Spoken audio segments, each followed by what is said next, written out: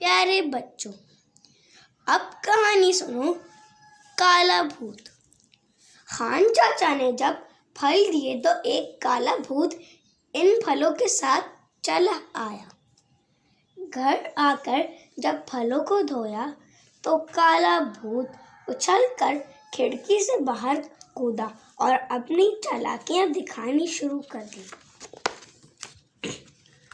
پہلے تو وہ اڑ کر درخت پر جا بیٹھا جہاں اس کے کئی دوست پہلے سے موجود تھے۔ وہاں کچھ ننھے منھے پھول بھی کھل رہے تھے۔ کالا بھوت ان سے لپٹ گیا۔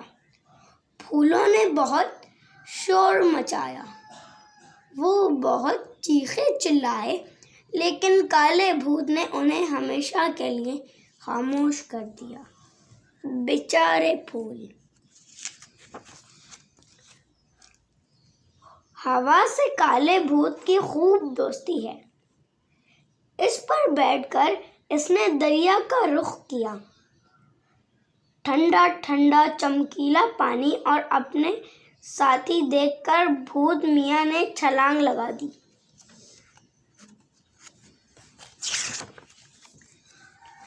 ایک مچھلی سانس لینے اوپر آئی تو کالا بھوت سیدھا اس کے منہ پر سوار ہو گیا۔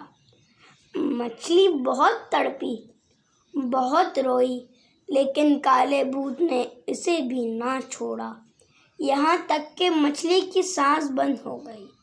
بیچاری مچھلی!